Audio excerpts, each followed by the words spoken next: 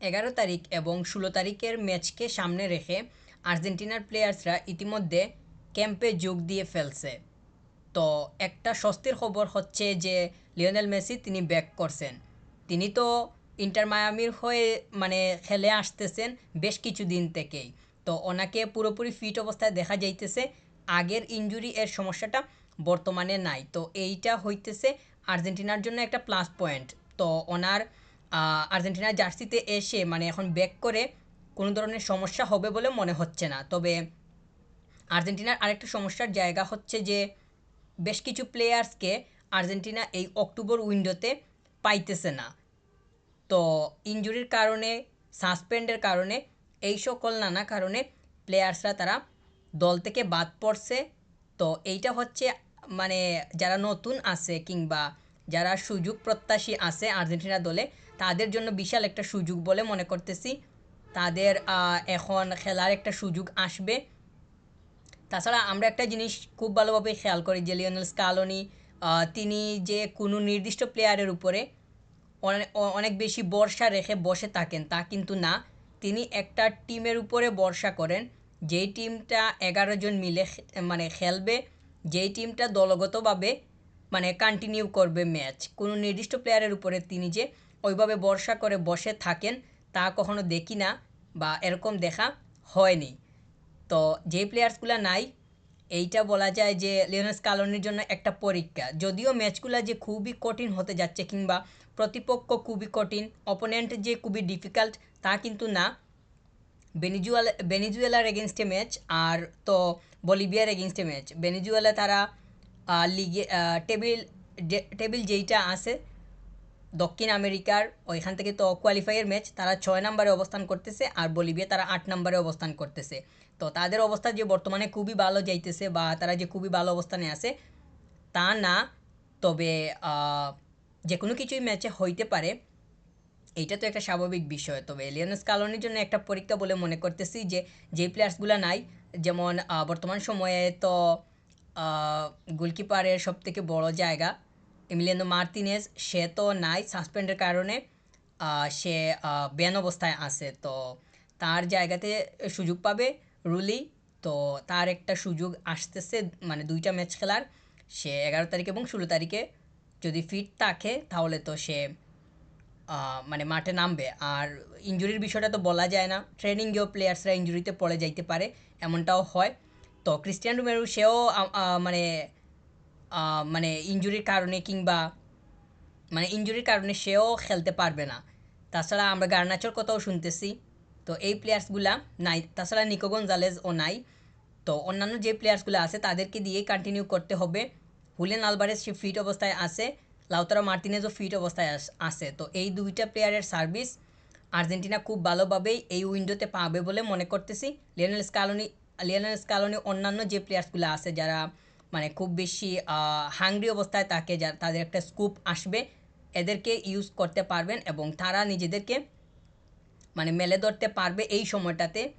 তো তাদের একটা সুযোগ আসতেছে, তারা যদি নিজেদেরকে মানে এই সময়টাতে দেখাতে পারে তাহলে হয়তো তারা আরও কম্পিটিটিভ ম্যাচে গিয়ে হয়তো সময় পাবে খেলার। এইটা হলেও হতে পারে।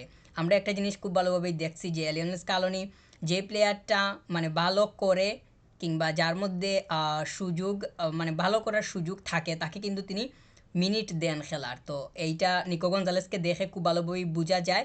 নিকো গঞ্জালেস যখন না, সে তো বলা যায় যে আর্জেন্টিনার জন্য একটা মানে বর্তমান সময়ের হিসাব অনুযায়ী অটো চয়েস একটা প্লেয়ার। তো তাকে যে তিনি এত বেশি খেলার সুযোগ দিতেছেন কিংবা এত বেশি তার উপরে ভরসা রাখতেন রেখে রেখে আসতেছেন, এর মূল কারণটা হইতেছে তিনি যেভাবে চাইতেছেন সে তা ব্যাক দিতেছে। তো নতুন যে প্লেয়ার্সগুলো আছে এরা যদি এই একই দ্বারায় আগাতে পারে কিংবা করতে পারে তাহলে আমার কাছে মনে হয় যে লিওনেল স্কালোনির কাছ থেকে মিনিট বের করে নেওয়া কিংবা মানে খেলার সুযোগ বের করে নেওয়া কোনো আহামরি বিষয় হবে না। আর লাউতারো মার্তিনেজ আর হুলিয়ান আলভারেজ এই দুইজনের কম্বিনেশন যে গত সেপ্টেম্বর উইন্ডোতে খুবই ভালো ছিল তা মনে করতেছি না। তবে এই উইন্ডোতে কি হয় সেইটা তো 11 তারিখে দেখা যাবে ভেনেজুয়েলার এগেনস্টে। ম্যাচটা যে খুব কঠিন হতে যাচ্ছে তা মনে হয় না, কারণ হচ্ছে আর্জেন্টিনা তো তারা যেই দাঁড়াতে খেলতেছে সেইটা যদি ভেনেজুয়েলার এগেনস্টে দেখা যায় তাহলে ভেনেজুয়েলার এগেনস্টে হয়তো বড় স্কোর হওয়ার সম্ভাবনা থাকবে। 18 পয়েন্ট নিয়ে টেবিল টপে অবস্থান করতেছে। আর্জেন্টিনা 8টা ম্যাচ খেলছে, 6টাতে জিতছে, 3-6-18 18 পয়েন্টস নিয়ে ফার্স্টে আছে। ইতিমধ্যে 8টা করে ম্যাচ প্রত্যেকটা টিম খেলে ফেলছে। 2 নম্বর অবস্থানে কলম্বিয়া আছে, 3 নম্বরে উরুগুয়ে, 4 নম্বরে ইকুয়েডর, 5 নম্বরে আছে ব্রাজিল।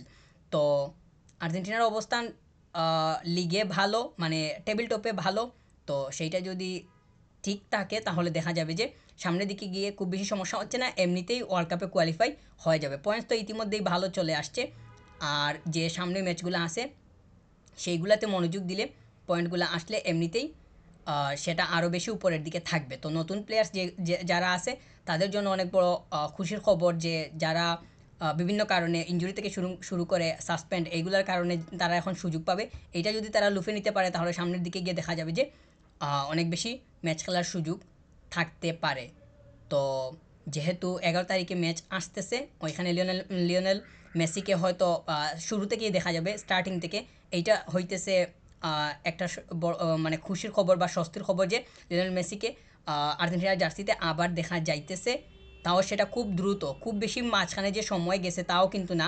শুধু সেপ্টেম্বর উইন্ডোতে লিওনেল মেসি তিনি আর্জেন্টিনার হয়ে খেলতে পারেননি, এইমাত্র কয়েকটা মানে দিন বা সেপ্টেম্বর উইন্ডোতে তো 2টা ম্যাচ ছিল, তো এই 2টা ম্যাচে তো এখন আবার অক্টোবরে এসে তিনি খেলতেছেন। এইটা বলা যায় যে অনেক ভালো একটা খবর। তাছাড়া তিনি বর্তমানে ইন্টার মায়ামির হয়ে খুবই দুর্দান্ত অবস্থায় আছেন।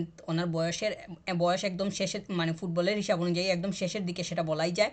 তো তবুও তিনি যেভাবে পারফর্ম করতেছেন আর্জেন্টিনার হয়ে হয়তো তিনি যদি এইভাবে খেলতে পারেন কিংবা সুযোগ হয়ে ওঠে তাহলে দেখা যাবে যে ওনার কাছ থেকে স্কোর পাওয়া যাইতেছে।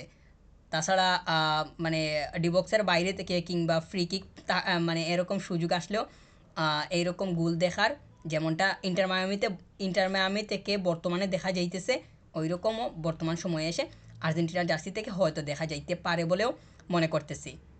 তো পরিশেষে যদি আবার বলি, লিওনেল স্কালোনির জন্য বললাম তো একটু আগে যে পরীক্ষা।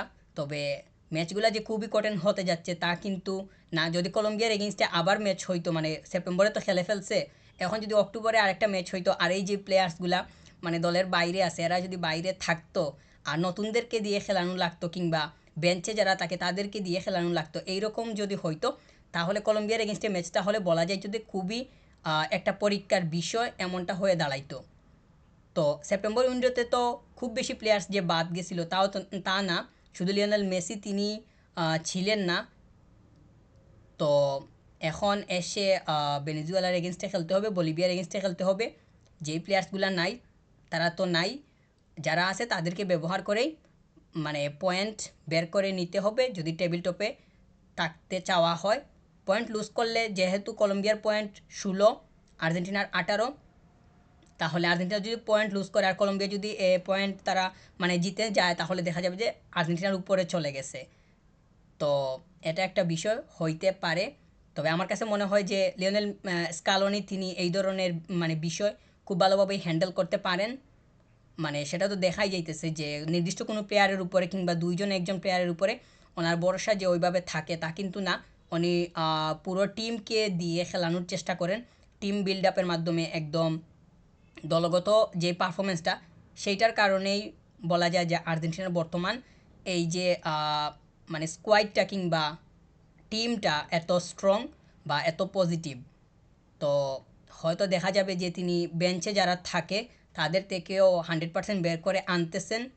যেহেতু উল্লেখযোগ্য কিছু প্লেয়ারকে এই এই অক্টোবর উইন্ডোতে পাওয়া যাইতেছে না, তাহলে হয়তো দেখা যাবে যে ওনার কাছ থেকে মানে উনি খানিকটা পরীক্ষা দেওয়া লাগতেছে এই অক্টোবর উইন্ডোতে ওনার কাছে যে যা রিসোর্স আছে সেইটা ব্যবহার করে।